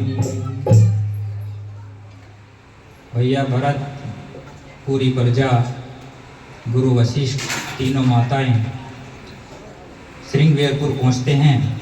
श्रृंगवेरपुर पहुंचते ही निषाद राज गुरु को संदेश मिलता है कि महाराज भरत सेना सहित श्रृंगवेरपुर की सीमा में आ गए हैं। राजा के कान में सेना शब्द पड़ते ही उसको युद्ध सूझता है। अपनी सेना को बोला कि सब अलर्ट हो जाओ, तैयार हो जाओ, भरत की एक भी सेना गंगा को पार न कर पाए। किसी ने बोला कि राजन, बिना विचारे कुछ नहीं करना चाहिए, एक बार आप भैया भरत का भाव जान लीजिए, उसके बाद आप अपनी सेना को आदेश दीजिएगा। महाराज ने कहा, बड़ा उचित कहा आपने। पता किया गया कि भैया भरत अपने भैया राम को लेने जा रहे हैं। तो निषाद राज जी मिले। निषाद राज जी को देखते ही भैया भरत ने गले से लगाया,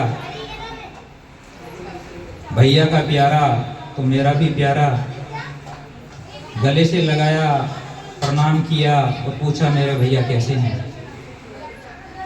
बोले भरत, आपके भाई आपको बहुत याद करते हैं। निषाद राज गुरु को साथ लेके गंगा नदी को पार किया और प्रयागराज पहुंच गए हैं भैया भरत। प्रयागराज पहुंचने के बाद माताओं को विश्राम किया, गुरुदेव भगवान को विश्राम कराया और भैया भरत अकेले में त्रिवेणी के किनारे पहुंच जाते हैं। जब इंसान अपने स्वभाव से विपरीत व्यवहार करता है तो वह एकांत ढूंढता है। एकांत में गए और प्रयागराज से बोले कि हे प्रयागराज,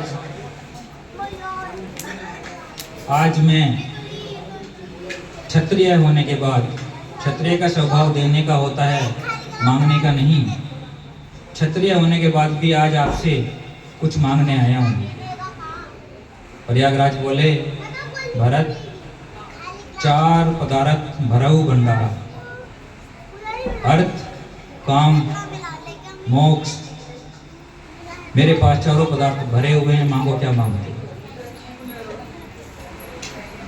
भरत जी बोले, मुझे इन चारों में से कुछ नहीं चाहिए।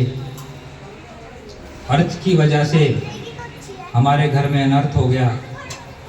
महाराज चक्रवर्ती जी, मेरे पिता अर्थ की वजह से अपने वचन में बंध गए और अनर्थ हो गया।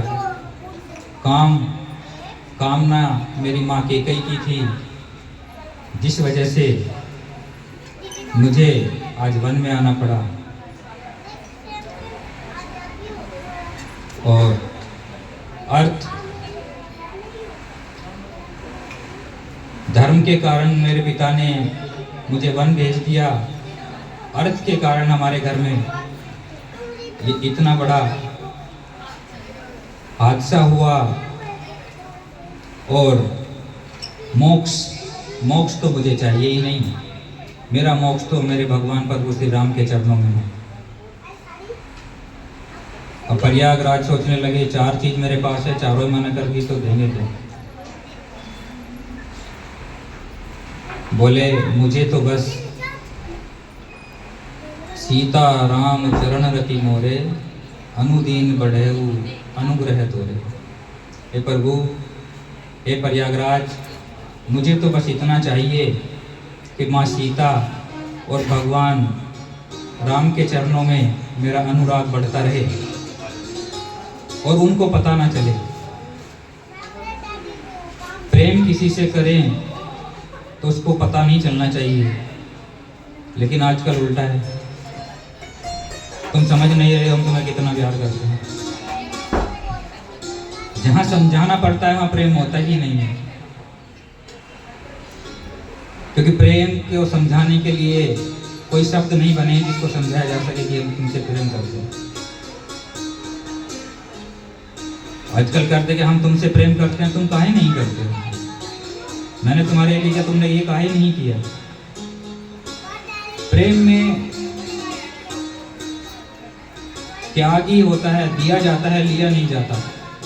तो भैया भरत बोल रहे हैं कि मैं भगवान राम को प्रेम तो करूं, और लेकिन ये भगवान राम को भी पता ना चले कि मैं उन्हें प्रेम करता हूं।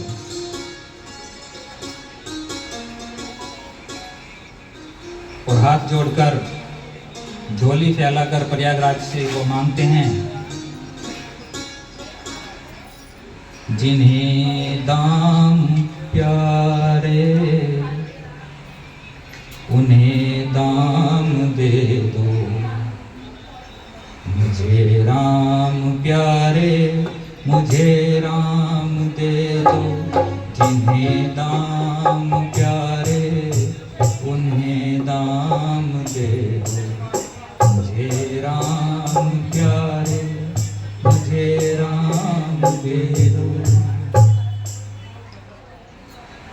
भैया भरत की अनूने पुकार सुनकर त्रिवेणी के मध्य से आवाज आती है। त्रिवेणी के मध्य में माँ सरस्वती विराजमान हैं, आप सब जानते हैं। माँ सरस्वती बोलती है, तात भरत तुम सब विधि साधु, तात भरत तुम सब विधि साधु, राम चरण अनुराग अगाधु, राम चरण अनुराग अगाधु, तात भरत तुम सब विधि साधु, तात भरत तुम सब विधि साधु, राम चरण अनुराग अगाधु, राम चरण अनुराग अगाधु। त्रिवेणी जी बोली है, भरत तुम हर प्रकार से साधु हो और भगवान राम के चरणों में तुम्हारा प्रेम रात दिन बढ़ता रहे। साधु होना और साधु बनना दोनों में अंतर होता है। कपड़े पहन लिए, टीका लगा लिया, माला पहन ली, हो गई, लेकिन बनना बहुत कठिन है। बनने के लिए जीवन में साधुत्व कर्तार्थ करना पड़ता है, जो बहुत कठिन है। भरत का रिश्ता, भरत का चरित्र साधन पर निर्भर नहीं है, साधना पर निर्भर है। आजकल के रिश्ते, व्यवहार, सुख सब साधन पर निर्भर हो गया है। और आजकल हमें देखने को भी यही मिल रहा है। टीवी चलाओगे तो यही मिलेगा, मोबाइल चलाओगे तो यही मिलेगा। जो पत्नी से करे प्यार तो वो इस कुकर को खरीदने से कैसे करे इनकार। दूसरी पूछती है, करवा चौथ पे क्या मिला? बोले डायमंड की रिंग मिली है। तेरे को क्या मिला? मेरे को तो सोने की रिंग मिली है। इन्फिनिटी कॉम्प्लेक्स आ गया कि तेरे वाला तो कम ही करता है। फिर अगर साधना से प्यार हुआ होता तो रिश्ते चल गए होते। साधनों से प्यार है इसलिए नहीं चल रहा। जरूरतें हैं, व्यवहार हैं, इसी को प्यार समझिए। जरूरतें पूरी हो रही हैं, व्यापार पूरा हो रहा है तो प्रेम है, नहीं तो नहीं है। एक बार किसी को किसी चीज के लिए मना करके देखो तो पता चल जाएगा कितना प्रगाढ़ रिश्ता है। जिंदगी भर करो, एक बार मना कर दो बस, नहीं अभी नहीं हो पाया।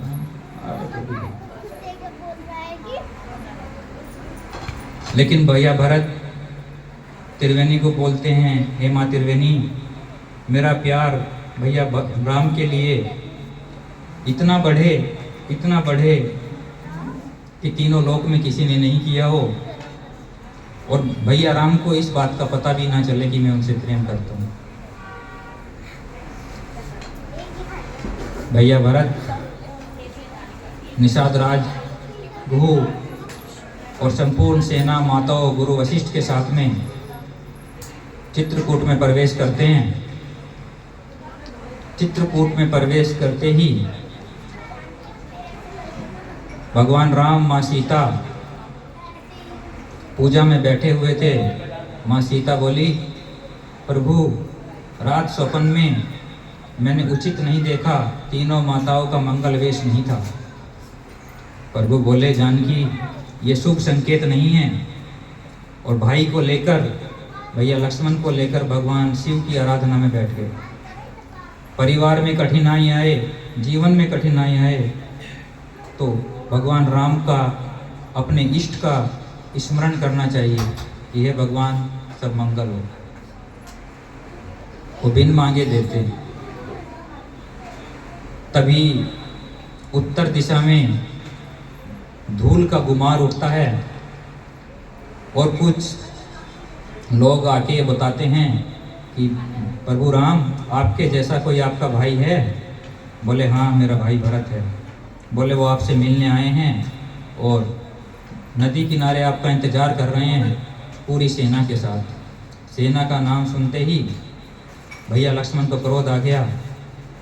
बोले, भरत को सत्ता का मद हो गया है और ये भैया राम को जंगल में मारने के लिए आया है, और मैं एक ही वाण से पूरी सेना और भरत शत्रुघ्न तीनों को नष्ट कर दूंगा।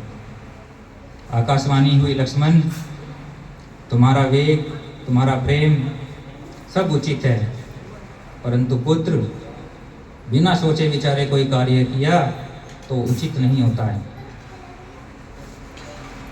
दोनों भाई बैठ के भगवान शिव की आराधना कर रहे थे। तभी लक्ष्मण जी भगवान राम से कुछ पूछ रहे थे और भगवान राम लक्ष्मण जी को कुछ बता रहे थे कि तभी द्वार पर भरत जी पहुँचे हैं और त्राही माप करते हुए दोनों हाथ उठाकर खड़े हुए गिर जाते हैं। लक्ष्मण जी ने सुन लिया कि भैया भरत द्वार पे आ गए हैं और भगवान राम को पुकार रहे हैं। अब दोनों भाई साथ बैठे हैं, भगवान राम और लक्ष्मण। अब अगर लक्ष्मण जी ने सुन लिया तो क्या राम जी ने नहीं सुना होगा? राम जी ने भी सुन लिया, लेकिन वो देख रहे हैं कि लक्ष्मण जिस भरत को अभी दोषी ठहरा रहे थे, अभी वो उनको देख रहे हैं और वो भैया राम पुकार रहे हैं। अब यही बताएंगे मेरे को कि मैं जाऊं कि नहीं जाऊं। लक्ष्मण जी बोले, भैया राम, भैया भरत द्वार पर आए हैं, आपको पुकार रहे हैं। इतना सुना और प्रभु राम का वेग देखिए। तब तक भैया लक्ष्मण के मुंह से भरत शब्द निकलता, भरत का तय निकलता, तब तक भगवान राम भरत के पास पहुंच चुके थे। उठे राम सुन प्रेम अधीरा, उठे राम सुन प्रेम अधीरा, पट कहू निसंग धीरा, पट कहू निसंग धीरा, उठे राम सुन प्रेम अधीरा, उठे राम